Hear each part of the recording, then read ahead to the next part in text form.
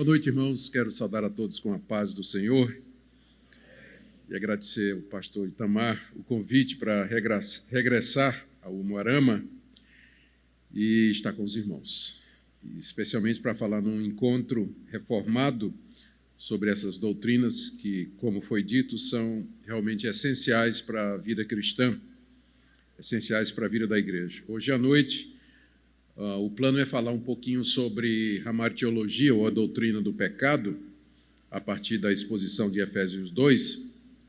Depois do intervalo, falar sobre a soteriologia, a doutrina da salvação, a partir de Romanos 3. E amanhã nós veremos a doutrina da eleição, a partir de Efésios 1, e da santificação, baseados em Romanos 6. Então, serão 4 exposições, nas quais eu tentarei dar o fundamento bíblico para essas que são consideradas como doutrinas fundamentais para o nosso viver como cristãos. Então, por gentileza, abra sua Bíblia em Efésios capítulo 2, e nós vamos fazer a leitura do verso 1 até o verso 10. Efésios 2, de 1 a 10. Ele vos deu vida, estando vós mortos nos vossos delitos e pecados, nos quais andastes outrora, segundo o curso desse mundo, segundo o príncipe da potestade do ar, do espírito que agora atua nos filhos da desobediência, entre os quais também todos nós andamos outrora, segundo as inclinações da nossa carne, fazendo a vontade da carne e dos pensamentos. E éramos, por natureza, filhos da ira, como também os demais. Mas Deus, sendo rico em misericórdia, por causa do grande amor com que nos amou, e estando nós mortos em nossos delitos, nos deu vida juntamente com Cristo, pela graça sois salvos. E juntamente com Ele nos ressuscitou e nos fez assentar nos lugares celestiais em Cristo Jesus, para mostrar nos séculos vindouros a suprema riqueza da sua graça, em bondade para conosco em Cristo Jesus. Porque pela graça sois salvos, mediante a fé, isso não vem de vós, é dom de Deus, não de obras para que ninguém se glorie, pois somos feitura dele, criados em Cristo Jesus para boas obras, as quais Deus de antemão preparou para que andássemos nelas. Até aqui a leitura da palavra de Deus. Nós vamos orar mais uma vez. Ó Senhor, estamos todos diante da Tua palavra nessa noite, desejosos de ouvir a Tua voz através da Sagrada Escritura. Nós queremos aprender mais a respeito desse assunto, ó Deus, tão importante e que nos afeta de maneira tão direta e pessoal. Nós rogamos que o Senhor nos ajude a compreender. Em nome de Jesus. Amém. Queridos, o apóstolo Paulo escreveu essa carta com o objetivo de confortar os cristãos da cidade de Éfeso que tinham tido notícia da sua prisão. Paulo estava em Roma, era um prisioneiro de César. A notícia da sua prisão rapidamente se espalhou por entre as igrejas que ele tinha plantado, e a igreja de Éfeso manifestou uma preocupação muito grande, angústia até, pela situação do apóstolo Paulo. Como é que Deus permitiria que o seu servo escolhido, o maior missionário em atividade naquela época, fosse reduzido à inutilidade e ao sofrimento numa masmorra romana? Paulo, então, escreve essa carta com o objetivo de mostrar para eles que a prisão dele, na verdade, faz parte de um projeto maior. E esse projeto é a igreja, que é o tema central da carta aos Efésios. No capítulo 3, verso 13, você tem a motivação da carta. Paulo diz: eu peço, portanto, que vocês não desfaleçam nas minhas tribulações por vocês, porque nisso está a glória de vocês. Não desfaleçam com a notícia das minhas tribulações na cadeia, porque isso não é motivo para desânimo, na verdade, isso é motivo de glória. Mas por que glória? Paulo começa a carta falando a respeito da igreja como tendo sido concebida por Deus na eternidade. Nós vamos ver isso amanhã, quando falarmos da eleição. O capítulo 1 trata exatamente disso, como Deus soberanamente, de entre a humanidade, tirou um povo para si. O Pai planejou, o Filho executou esse plano e o Espírito Santo o aplica. Depois Paulo ora pelos crentes para que eles entendam esse mistério de Cristo, metade do capítulo 1 até o final. E aqui no capítulo 2 ele vai falar que esse plano que Deus concebeu, onde ele oferece salvação, ele é pela graça de Deus, porque não há nada no homem que o possa fazer merecer, conquistar ou efetuar sua própria salvação. Tão danificado ele ficou pelo pecado. Paulo explica isso dos versos 1 a 3 da passagem que a gente leu, que é uma das passagens mais claras nas cartas de Paulo a respeito do pecado e dos seus efeitos devastadores na natureza humana. Há outras passagens em Paulo que falam sobre o pecado que nós poderíamos usar também. Por exemplo, na carta aos Romanos, capítulo 5, quando ele fala da entrada do pecado no mundo através de Adão e da salvação mediante Jesus Cristo. Ou o próprio capítulo 7 de Romanos, onde ele descreve a experiência do judeu não convertido debaixo da lei, sabendo a vontade de Deus, mas sem condição nenhuma, sem poder nenhum para fazer a vontade de Deus. Mas Efésios 2 me parece melhor para a gente começar a tratar a respeito desse assunto. Antes de dizer algumas palavras. Segunda-feira passada, lá depois de um culto na minha igreja, chegou um rapaz que vinha de uma igreja pentecostal e tinha se entusiasmado pela fé reformada e tinha se metido em brigas na internet, não é? Entre arminianos e calvinistas, muito comum hoje em dia. E ele chegou para mim e disse: pastor, me responda bem simples, qual é a treta entre calvinistas e arminianos? O que é que pega? Qual é o ponto? Eu disse: a doutrina do pecado. A doutrina do pecado. Porque se você entender a doutrina do pecado como sendo o pecado teve efeitos devastadores na raça humana, a ponto de que o homem, por si, ele não tem condição de querer, desejar, perceber, entender, converter-se, ter fé. Então, só lhe resta uma opção, é acreditar que a salvação do começo ao fim é obra de Deus. E, portanto, como ele não salva todo mundo, você vai ter que acreditar na predestinação, no chamado eficaz e na perseverança dos santos. Agora, se para você o pecado ele afetou parcialmente o homem, deixou ainda no homem alguma habilidade dele reagir a Deus, crer em Deus, escolher, então você vai ter que entender a eleição como presciência. Deus olha no túnel do tempo, viu quem ia usar o livre-arbítrio e então elege aquele para ser salvo com base na presciência que ele teve da escolha do homem. E esse homem que tem o arbítrio de escolher Deus ou não, ele pode desescolher Deus no dia seguinte, como o pastor falou aqui na experiência dele, né? Ele pode desescolher, ele pode perder a sua salvação e assim por diante. Ou seja, o divisor de águas é realmente a doutrina do pecado. Não é à toa que na famosa TULIP, né, que é o acróstico dos reformados, onde tem os 5 pontos chamados do calvinismo, né, mas na verdade são os 5 pontos que os reformados sempre acreditaram sobre salvação. O primeiro ponto é depravação total. Começa com esse ponto aqui. E o resto é sequência lógica. Então, isso tudo para mostrar a importância desse assunto. Quando Paulo escreveu a carta aos Romanos, que é uma carta onde ele faz a sua exposição mais clara do Evangelho, ele começa exatamente com a doutrina do pecado e da perdição, capítulo 1 e capítulo 2, metade do capítulo 3, terminando dizendo, porque todos pecaram e carecem da glória de Deus. Capítulo 1 ele mostra a perdição dos gentios, capítulo 2 ele mostra a perdição dos judeus, por causa do pecado, e metade do capítulo 3 ele mostra a perdição de todos os homens. Então, há uma razão para isso. E eu entendo, então, e é também muito estratégico do pastor, quando ele elegeu os assuntos, que o primeiro que ele colocou foi exatamente a doutrina do pecado, porque, de fato, a partir da sua compreensão disso aqui, todas as outras peças vão se encaixar dependendo da visão que você tem. Aparentemente, para o apóstolo Paulo, o pecado, de fato, teve efeitos devastadores na raça humana, como a gente vê aqui do verso 1 até o verso 3. Ele diz 5 ou 6 coisas a respeito da situação do homem natural, do homem sem Deus, do homem pecador.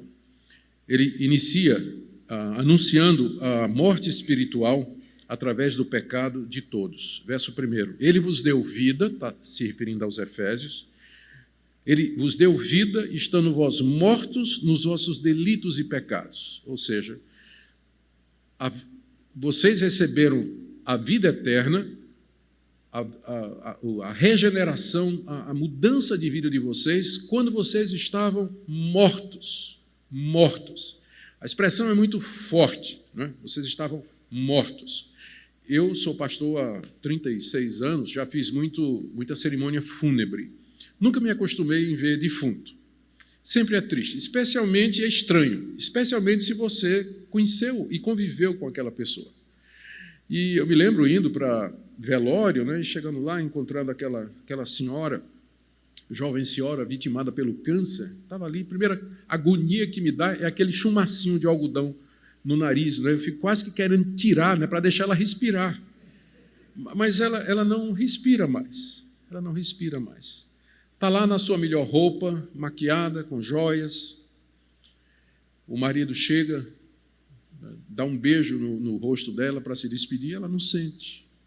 Os filhos chegam, choram, as lágrimas dos filhos caem no rosto dela, ela também não sente. Os filhos choram, ela não ouve. Ela está morta, ela não reage a nada, não sente, não ouve, não cheira, nada. Não reage a nenhuma manifestação dos vivos.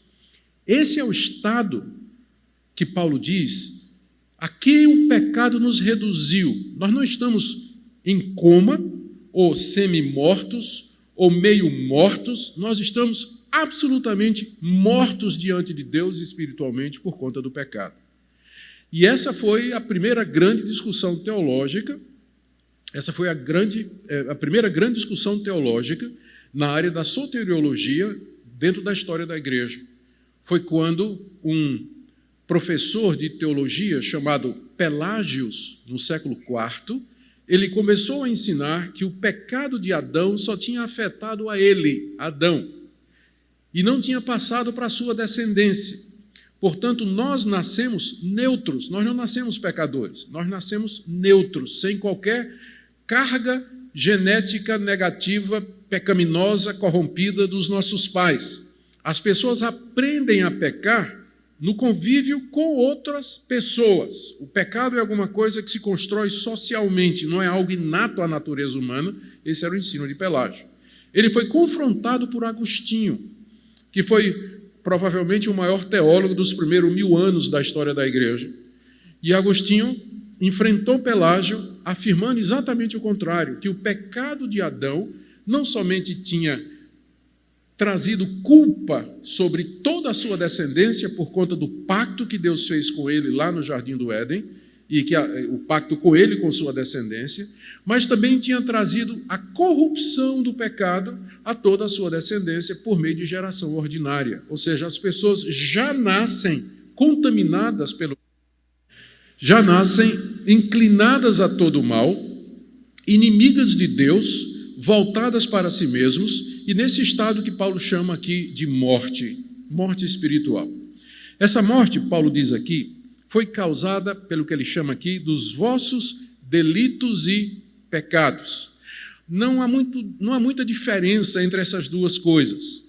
A palavra delito significa você infringir uma lei conhecida. Então você se torna um delinquente, você quebrou uma lei. E a lei, em caso aqui, é a lei de Deus, que se revela na nossa consciência, na consciência de todo homem. Paulo diz em Romanos 2 que a lei de Deus está gravada no coração de todos, mesmo dos ímpios que nunca ouviram falar do Evangelho. A prova disso é que eles sempre têm um conceito ético ou moral, por mais bárbara e primitiva que seja aquele povo e a sua religião, sempre há conceitos de certo e de errado. De onde vem isso? A não ser dessa lei de Deus gravada no coração. Além disso, a lei de Deus ela foi dada de maneira especial a Moisés e depois aos profetas de Israel, finalmente através do Senhor Jesus e dos apóstolos, que a gente chama de revelação especial ou escritura. O delito é aquilo que você faz contra a vontade revelada de Deus. E o pecado, a palavra que é usada aqui como pecado, ela significa errar o alvo, não atingir aquele objetivo para o qual você foi criado. Então, as duas estão expressando a mesma coisa, apenas vistas de ângulos diferentes. O fato de que nós quebramos a lei de Deus, delinquimos, e nós não somos e não fazemos aquilo que Ele deseja, isso tudo provoca a morte espiritual. A morte espiritual, ou seja, não há um relacionamento entre mim e Deus. Deus pode falar, eu não vou ouvir. Deus pode me tocar, eu não vou sentir. Deus pode mexer comigo, eu não vou perceber. Ele pode colocar o seu evangelho diante de mim, eu não vou me interessar. Ele pode fazer qualquer coisa diante de mim, externamente a mim, não vai provocar em mim qualquer reação, porque eu estou morto para as coisas de Deus. É primeiro necessário que Ele me dê vida para que eu possa reagir. Por isso que ele começa dizendo, Ele vos deu vida quando vocês estavam mortos nos seus delitos e nos seus pecados. Então, é essa situação de morte a que o pecado nos reduziu.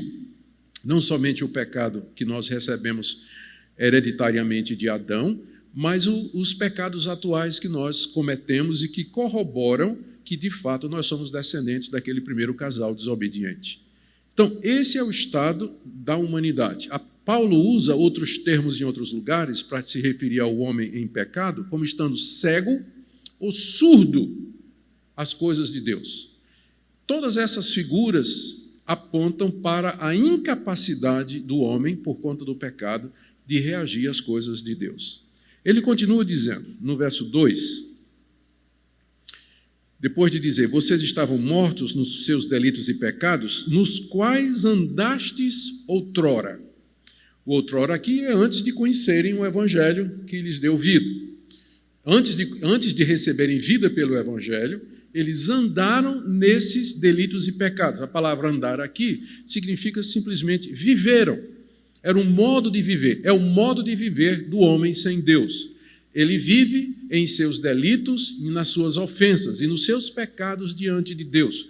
Tudo o que ele faz, as suas decisões, os seus gostos, as suas palavras e os seus pensamentos estão todos contaminados pela delinquência diante de Deus e pela falta de cumprir o propósito de Deus. Delitos e pecados. Essa é a maneira pela qual o homem vive, ele caminha aqui nesse mundo diante de Deus.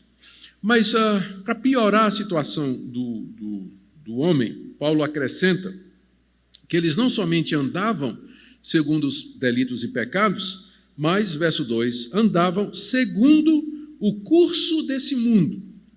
A palavra mundo, no Novo Testamento, ela pode significar o mundo criado por Deus, a natureza. Ela pode significar uma quantidade grande de pessoas, ela pode significar todas as pessoas que existem no mundo, ou ela pode significar o mundo como aquele sistema de valores da humanidade caída, que é o caso aqui.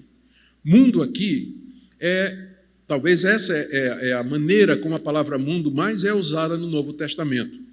Como, por exemplo, quando o apóstolo João diz assim, não ameis o mundo, nem o que nele há. Se alguém amar o mundo, o amor do Pai não está nele. Porque tudo que há no mundo, concupiscência dos olhos, concupiscência da carne e a soberba da vida, não procede do Pai, mas do mundo. Então, a palavra mundo é usada no sentido pejorativo para indicar a soberba da carne, a cobiça da carne, cobiça dos olhos e a soberba da vida, ou seja, a atitude ou o conjunto de valores e crenças da humanidade sem Deus. Paulo está dizendo aqui que nós não somente andávamos de acordo com os nossos delitos e ofensas diante de Deus, mas nós andávamos de acordo com o curso desse mundo, ou seja, de acordo com o costume, a prática, a maneira de viver, a visão de mundo, a maneira de se divertir, de se vestir, de experimentar a vida que os homens sem Deus experimentam. É o efeito manada. É o efeito manada aqui. O que quer dizer é que, embora o homem sem Deus, ele acha que ele é livre, na verdade, segundo Paulo aqui, ele anda segundo o mundo, ou seja, de acordo com o mundo, seguindo aquilo que os outros fazem. Seguindo aquilo que os outros fazem. E você percebe esse padrão pecaminoso em todas as culturas do mundo. Em todas as culturas.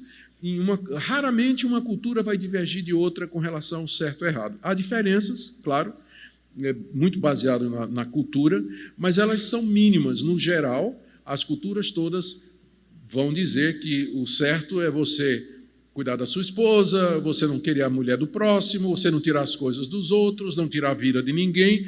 Dificilmente você vai encontrar uma cultura onde essas coisas elas existem, mas são minoria. Mas esse conceito, né, esse padrão de pecado, ele é um padrão universal, mostrando que o pecado é universal. Ou seja, que ele tem extensão e não poupa ninguém, cultura nenhuma, de lugar nenhum, de tempo nenhum. Vocês não somente andavam nos seus pecados, mas vocês viviam de acordo com o mundo, o padrão desse mundo, os valores que são contrários a Deus. Mas é pior, vai ficando pior. E não somente vocês andaram nos delitos e pecados e de acordo com o mundo, mas vocês andavam, aí no metade do verso 2, segundo o príncipe da potestade do ar, do espírito que agora atua nos filhos da desobediência. Paulo está se referindo aqui, sem dúvida, ao diabo. Ele é o príncipe da potestade do ar. Literalmente, ele é o príncipe dos poderes aéreos. Só que aéreo aqui não é o vento, é chamado de aéreo porque é invisível. Se poderia traduzir, ele é o príncipe dos poderes invisíveis. É isso que significa. E, de fato, o diabo, ou Satanás, ele é assim chamado porque lá no jardim, quando o homem ouviu a sua voz e pecou, passou de debaixo da autoridade de Deus, por assim dizer, rejeitou a liderança de Deus, a comunhão com Deus e aceitou a palavra do diabo. Nesse sentido, o diabo tem autoridade, ele tem poder e ele tem eficácia para agir aqui nesse mundo. O pecado não somente nos matou diante de Deus, mas nos escravizou ao príncipe dos poderes invisíveis. Paulo diz aqui que ele atua nos filhos da desobediência. É interessante que essa palavra atuar aqui é a mesma palavra, o diabo atua nos filhos da desobediência, é a mesma palavra que vai aparecer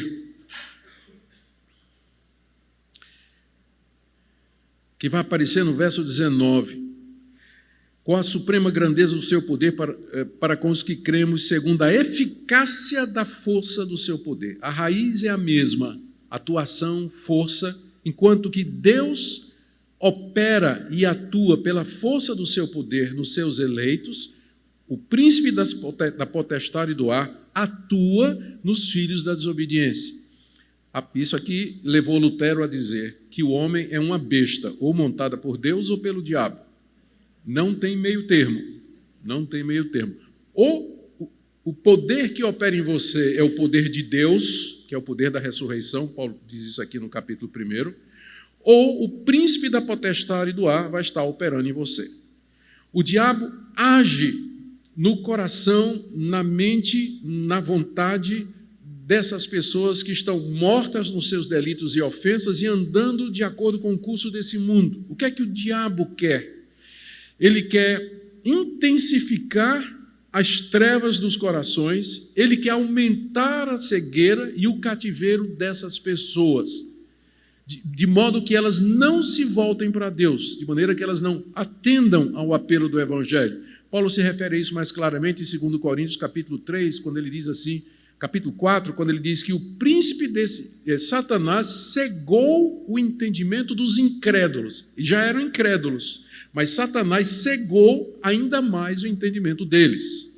É isso que Satanás faz, distrai as pessoas, confunde as pessoas, engana as pessoas com todo tipo de truque que ele sabe fazer, desde falsa doutrina até milagre falso, para afastar a pessoa da verdade de Deus, mas o diabo usa tudo o que está ao seu alcance para manter os pecadores na sua situação de separação de Deus, alijados da graça de Deus, longe do caminho de Deus.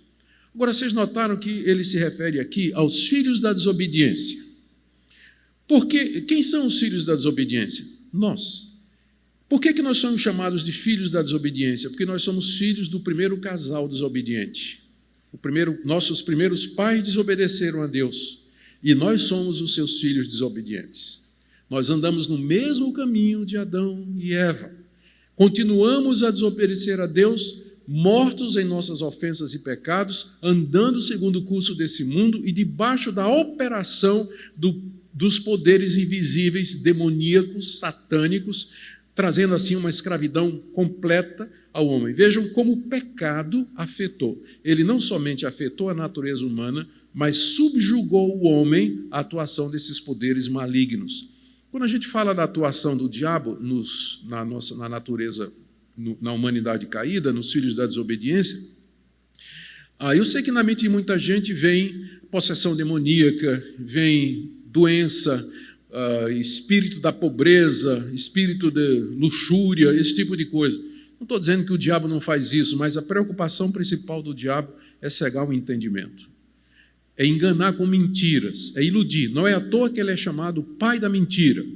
Ele nunca é chamado do pai das doenças na Bíblia, mas ele é chamado pai da mentira porque a mentira é a estratégia que ele mais usa para manter os filhos da desobediência no seu estado de desobediência e distância de Deus.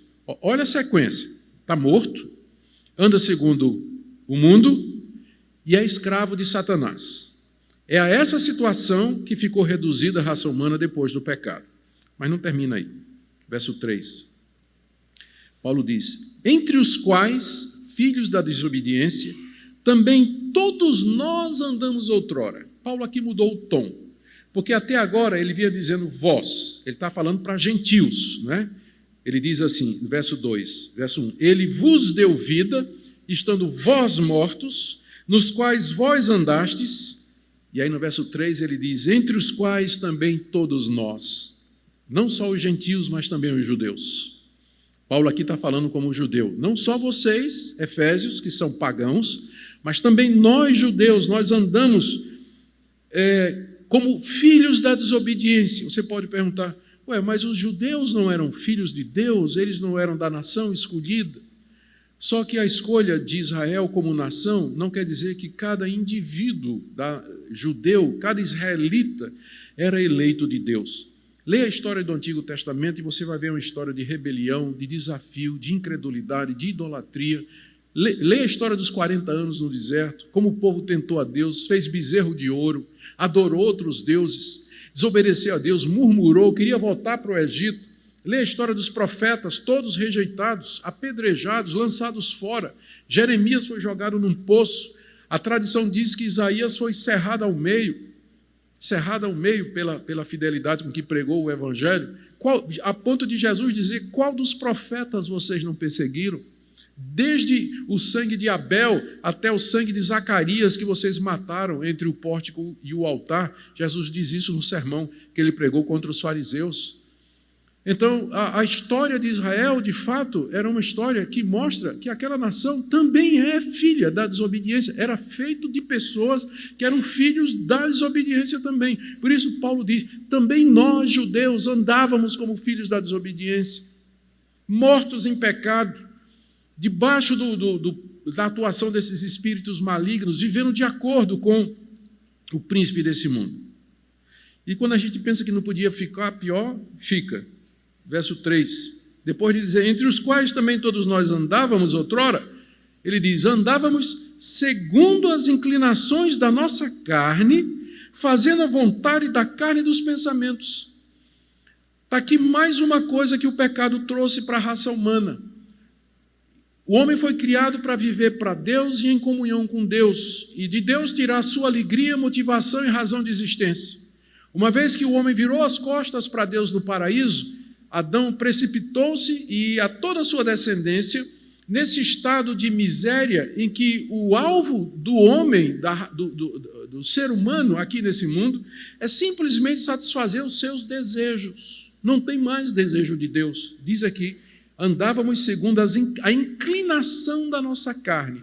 Carne aqui se refere à natureza corrompida, porque é chamada de carne porque a nossa natureza pecaminosa se expressa através do nosso corpo.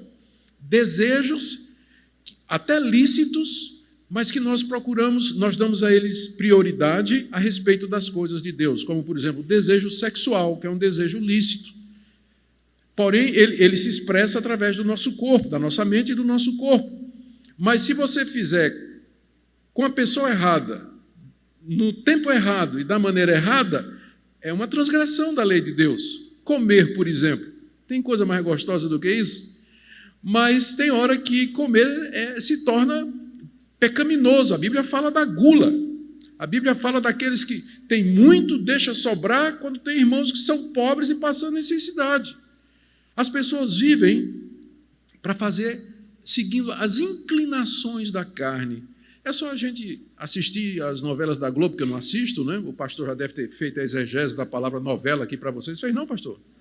Novela, né? No grego, nó, prende o crente em casa, né? Não deixa ele vir para a igreja. E vela, porque vai consumindo a vida espiritual dele, né? Novela. É exegese do grego aí, pastor, né? Você vê o roteiro dessas novelas, você vê todo o que passa nas mídias, no WhatsApp, no Instagram, no Facebook e tudo mais, pessoas se exibindo, buscando satisfazer os desejos da carne, seguindo as inclinações da sua carne e dos pensamentos. Paulo está enfatizando isso porque nós devíamos viver segundo as inclinações, não da nossa carne, mas segundo as inclinações do Espírito de Deus em nós. Deveríamos seguir aquilo que Deus diz que nós devíamos seguir. A nossa inclinação deveria ser para as coisas de Deus, mas o pecado tirou isso do homem e orientou a sua vida para si mesmo. O homem vive para se satisfazer, para ser poderoso, para ser feliz, para ser popular, para ser bonito, para encontrar segurança, para ter prazer nesse mundo, para ter realização e todo esse tipo de coisa. O homem é voltado para si mesmo. Esse é um dos efeitos devastadores do pecado. O homem perdeu a sua referência, que é Deus. Ele agora ama a si mesmo e adora a si mesmo, que é a pior de todas as idolatrias, que é a idolatria do ego. Essa é a situação em que o homem se encontra. E Paulo diz aqui, terminando no verso 3, e éramos, por natureza, filhos da ira, como também os demais. Nós, judeus, éramos, por natureza, filhos da ira, como também os demais, os gentios. Aqui ele coloca todo mundo, né? Não só os judeus, como os gentios. A humanidade era dividida em dois grupos no mundo de Paulo. Havia os judeus e havia os não-judeus. Tanto um quanto o outro, esses grupos estavam nessa situação. Paulo diz que, por natureza, eles eram filhos da ira. O que quer dizer isso? A sequência é lógica, não é? Primeiro, Paulo chama de filhos da desobediência. E o que é que filhos desobedientes merecem? A ira. Porque são filhos da desobediência, eles também já nascem debaixo da ira de Deus, e essa é a consequência extrema que o pecado trouxe para a raça humana. Não somente corrompeu a raça humana, mas colocou a raça humana toda debaixo da ira de Deus. Se você me perguntar, pastor, o que é que eu preciso fazer para ir para o inferno? Resposta, nada. Você já nasceu a caminho. Se a graça de Deus não lhe alcançar, você já nasceu a caminho. Por natureza, ou seja, por nascimento, nós somos filhos da ira. Muita gente pensa erroneamente que todos por natureza, são filhos de Deus. Não. Por natureza, nós somos filhos da ira, porque somos filhos da desobediência, somos filhos de Adão e Eva. É essa a realidade a que o pecado nos reduziu. E, portanto, estamos debaixo da ira de Deus, se Ele não tiver misericórdia e compaixão de nós. Esse é o quadro que Paulo pinta aqui, essa é a visão que Paulo tem do pecado e das suas consequências. Agora, a pergunta é, pode o ser humano, nessa situação, converter-se por si mesmo a Deus? Pode ele, nessa situação, ouvir a voz de Deus, arrepender-se dos seus caminhos, crer na pessoa de Jesus Cristo, obedecer a Deus, fazer a vontade de Deus na sua vida? A resposta óbvia é não. Ele está morto, ele anda segundo o curso desse mundo, ele é escravo do pecado, escravo de Satanás, escravo do mundo, escravo da sua vontade e vive para satisfazer as inclinações e os desejos do seu pensamento. Ele é filho da desobediência e ele é filho da ira. Essa é a base pela qual, quando a reforma protestante começou, todos os reformadores voltaram ao ensino de Agostinho. Porque o que tinha acontecido? Embora Agostinho tenha vencido a disputa com Pelágio no século IV, e o pelagianismo foi decretado como heresia pelos concílios da Igreja, as ideias de Pelágio não morreram. A Igreja Católica, com o tempo, adotou o que se chama semipelagianismo. A ideia de que o pecado de fato afetou a raça humana, mas não a ponto de tirar-lhe a capacidade de reagir diante de Deus, de escolher. O arbítrio do homem não foi tão danificado a ponto de que ele não possa livremente escolher entre o bem e o mal. E aí, através do batismo, essa é a doutrina católica, Deus concede a graça preveniente no coração do pecador, pelo batismo, quando ele é pequeno na igreja. Não é por isso que, na igreja católica, o menino tem a doutrina de que, se o menino morrer pagão, sem ser batizado, ele vai para o limbus infantus, que é o purgatório de crianças. Por isso que todo católico quer batizar o filho, rapidinho, né? Para não acontecer. Aproveitando, porque eu sou presbiteriano, não é assim que os presbiterianos pensam, tá, gente? Não tem nada a ver a doutrina católica com a doutrina presbiteriana, mas isso fica para outro assunto, fica para outro dia. Mas a ideia era essa, que o pecado não afetava tanto a raça humana, a ponto de que o ser humano não podia cooperar com Deus na sua salvação. De que maneira ele cooperava com Deus? Indo para as missas, indo fazer confissão a um sacerdote, recebendo a extrema-unção na hora da morte, participando de peregrinações. Se ele morresse com uma relíquia, se ele comprasse indulgências, pagasse indulgências, que eram uma abreviação do tempo do purgatório e também do inferno. Então, de uma certa forma, a visão da Igreja Católica no período medieval era do que se chama o semipelagianismo, ou seja, o homem ele participa da salvação porque o pecado não afetou radicalmente a sua capacidade espiritual. Isso é o que é chamado de sinergismo, ou seja, uma visão sinergista da salvação. Contra isso se levantou Lutero numa disputa que ele teve com Erasmo de Roterdã, um católico até interessado na reforma protestante, mas que era semipelagiano. E Lutero pegou ele de frente. E a partir desse confronto, Lutero escreveu um livro que se tornou famoso, De Servo Arbitrio, em latim, ou seja, o arbítrio escravo em contraste à expressão livre-arbítrio. Lutero escreveu o livro O Arbítrio Escravo, mostrando que o pecado de tal maneira afetou a raça humana, a ponto de que o homem, ainda que ele veja a escolha diante dele, ainda que ele se sinta livre para escolher, o pecado sempre vai levá-lo a tomar a decisão errada. Vai sempre levá-lo para fazer isso. Ele não é mais livre. A figura é um árbitro de futebol.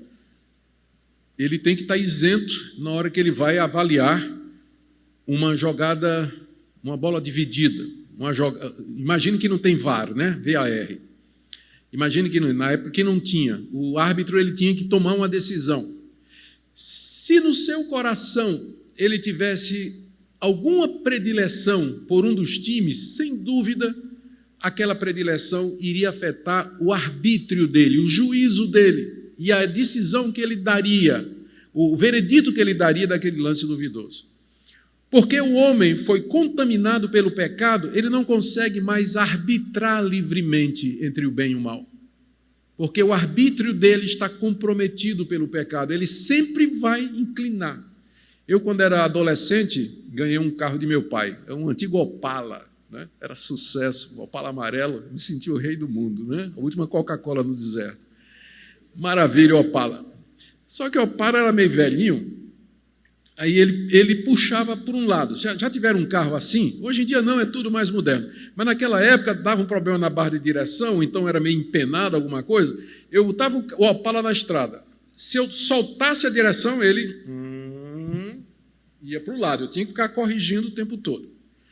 Assim somos nós, pensos para o lado do pecado. Se Deus não der uma corrigida na humanidade, nós todos teríamos nos precipitado na loucura, na morte em massa, no genocídio, na desgraça total, na miséria e na opressão que está dentro do coração de cada um de nós. É isso que o pecado fez conosco.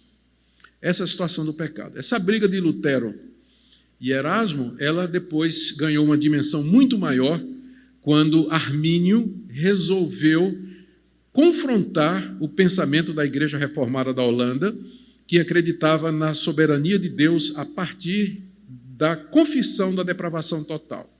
E aí foi o terceiro grande momento na história da soteriologia em que esse assunto voltou, lá na Holanda, quando o Sínodo de Dort analisou o pedido dos discípulos de Armínio e chegou à conclusão de que não eram bíblicos. Armínio acreditava que o homem, é errado dizer que ele era semi-pelagiano, Armínio não era semi-pelagiano.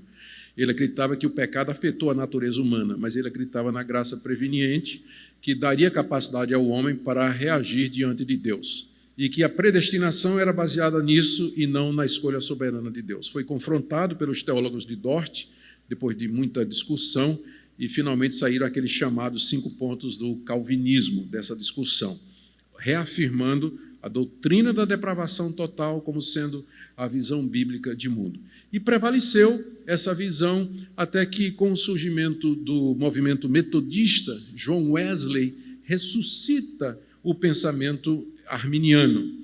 O seu colega, o famoso George Whitefield, que era tão grande pregador quanto ele, evangelista, era calvinista e Wesley era arminiano. Eles se separaram por conta dessa doutrina, dessa briga. Mas continuaram amigos a ponto de Whitefield dizer que, quando ele morresse, ele gostaria que Wesley pregasse o seu sermão, o sermão fúnebre, né? E eles não deixaram isso separar ou acabar com a amizade deles. E depois o movimento pentecostal, quando surge, ele adota a visão arminiana. E como se tornou o maior movimento dentro do campo evangélico, o arminianismo hoje ele é o movimento predominante, enquanto que a visão reformada sobre a questão do pecado, ela é minoria. Né? Bem-vindos à minoria, todos vocês. Tudo bem. Ou alguns de vocês, né? Não sei. Mas é com base nesse texto, então, que a hamartologia reformada, nesse texto, em vários outros da Bíblia, que a hamartologia reformada faz as suas afirmações. Primeiro, o pecado de Adão e Eva se estendeu para os seus descendentes por geração ordinária. Segundo, esse pecado colocou toda a raça humana debaixo da ira justa de Deus. Terceiro, o pecado de tal maneira afetou o ser humano que o seu arbítrio ficou incapacitado para as coisas espirituais. Quarto, o pecado deixou o homem debaixo da escravidão dos poderes malignos, aéreos, espirituais, representados pelo diabo e pelos seus anjos. E quinto, nesse estado, o homem está irremediavelmente perdido e não há absolutamente nada que ele possa fazer por si mesmo para salvar-se. Isso fica claro no que Paulo diz em seguida, que eu vou correr para terminar, mas que, por contraste, vai confirmar o que ele diz nos versos de 1 a 3. Verso 4. Mas Deus, sendo rico em misericórdia e por causa do grande amor com que nos amou, e estando nós mortos em nossos delitos, nos deu vida juntamente com Cristo, pela graça sois salvos.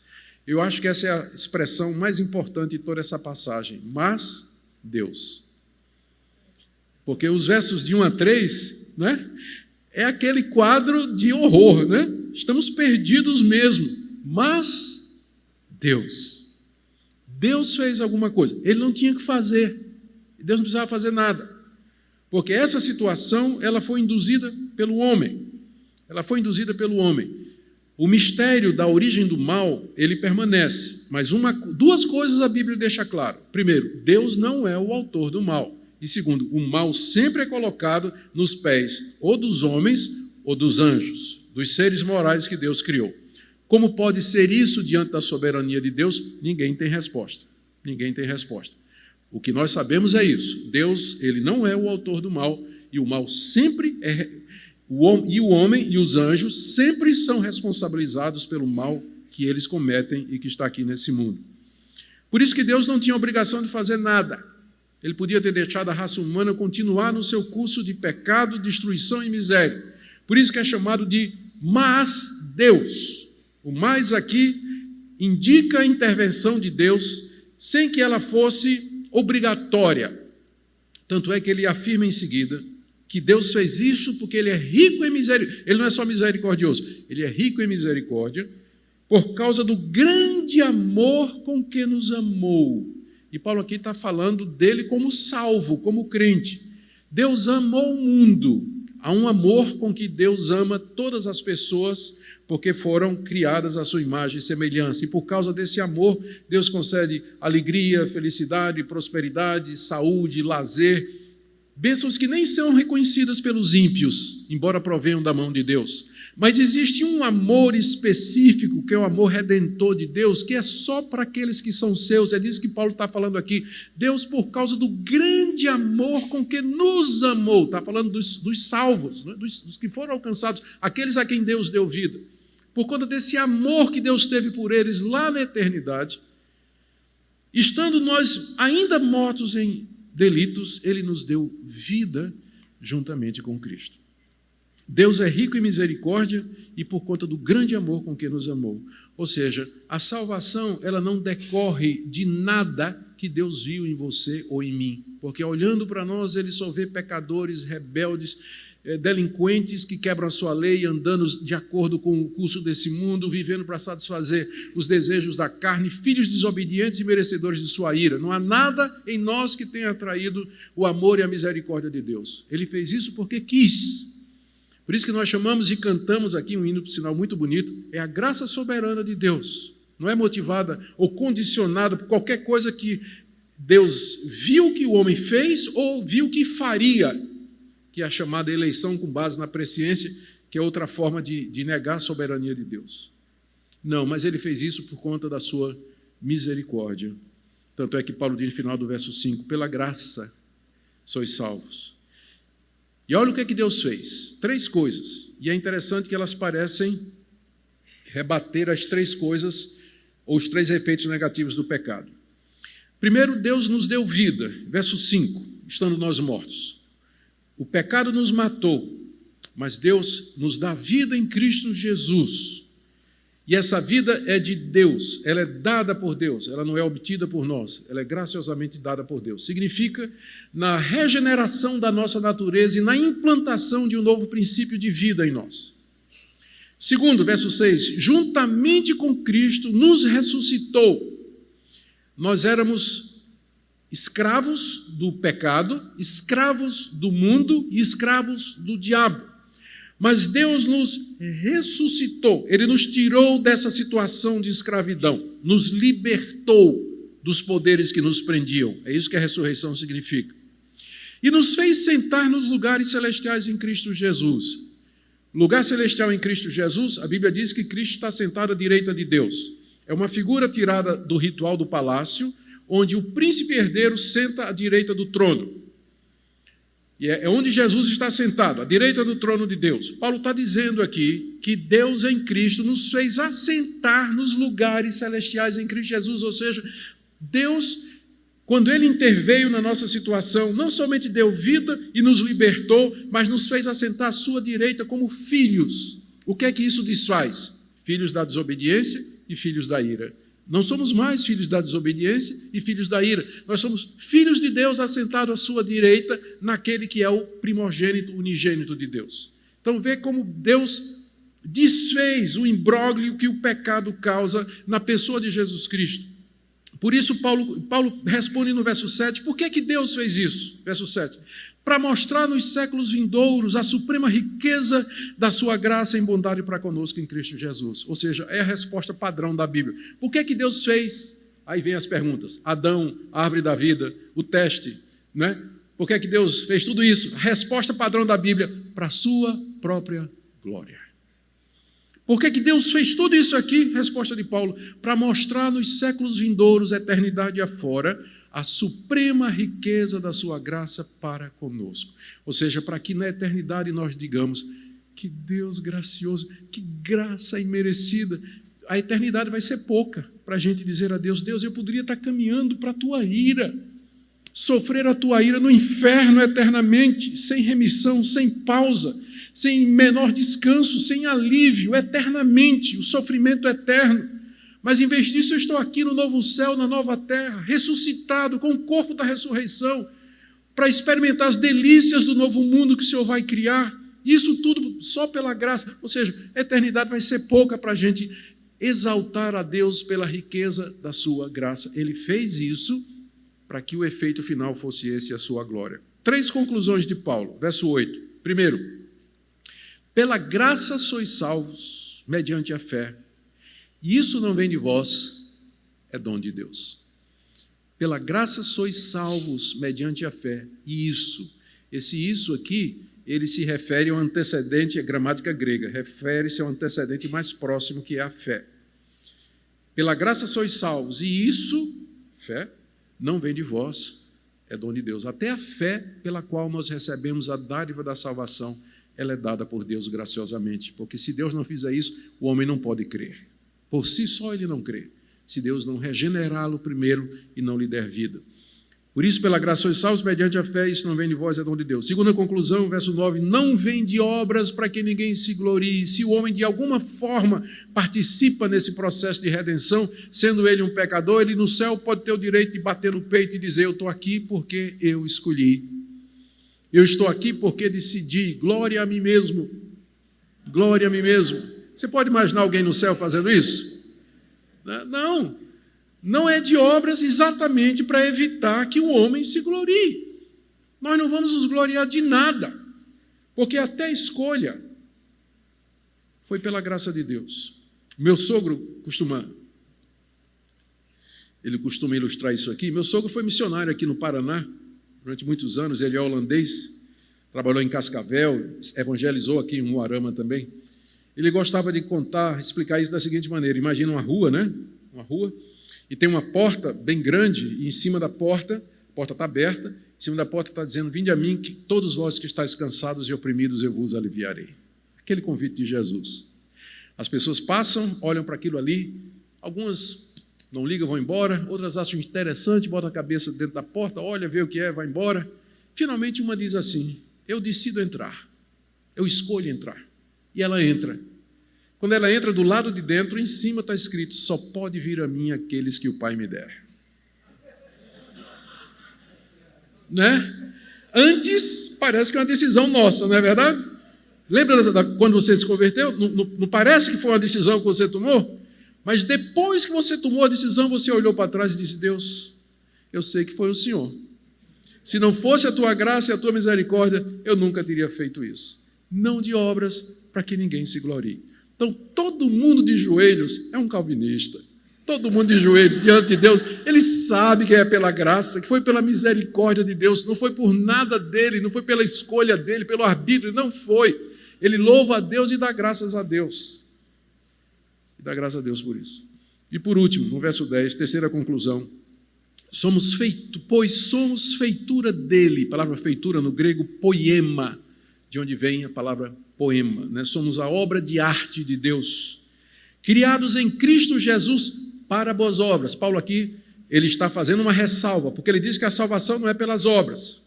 A salvação não é pelas obras, mas também não é sem obras. Não é sem obras, porque ele diz aqui que nós somos criados em Cristo Jesus para as boas obras. Se não há boas obras na sua vida, então você não pode ter certeza de que foi salvo pela graça, porque nós somos criados em Cristo Jesus para fazer boas obras. Elas não nos salvam, mas elas revelam que nós somos salvos.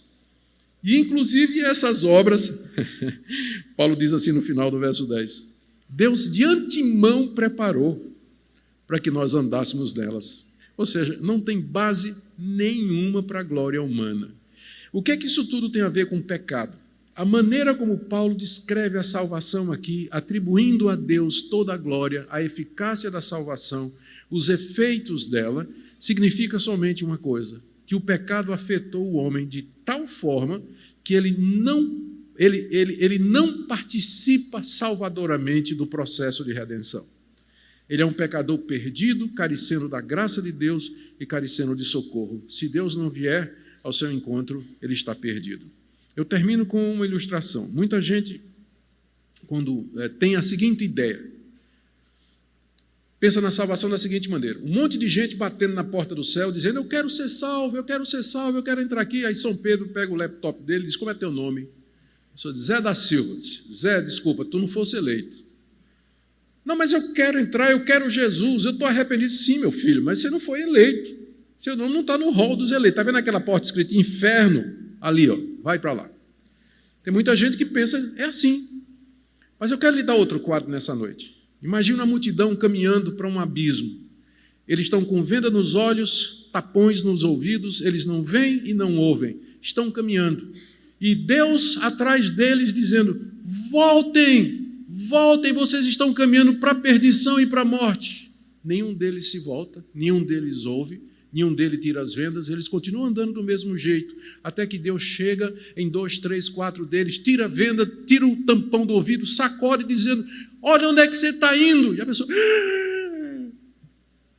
já teve foi assim a sua conversão, não foi? Aí você viu quem você era e para onde você estava caminhando. E aí você se volta. Esse é o quadro verdadeiro. Esse é o quadro verdadeiro. O pecado de tal maneira afetou a raça humana que se Deus não vier, abrir os olhos, tirar os tampões e nos conduzir com a mão, nós vamos continuar escravos do mundo, seguindo as inclinações da carne, mortos em nossos delitos e ofensas, não querendo Deus, inimigos de Deus por natureza e caminhando para a destruição eterna. Pai querido, tem misericórdia de nós. Nós reconhecemos que somos filhos de Adão e pedimos Tua graça e Tua misericórdia sobre nós, para vencermos os resíduos do pecado que ainda restam em nós depois da Tua obra regeneradora. Ajuda-nos a viver para a Tua graça, esclarece o coração dos irmãos que lutam com esses conceitos. Em nome de Jesus. Amém.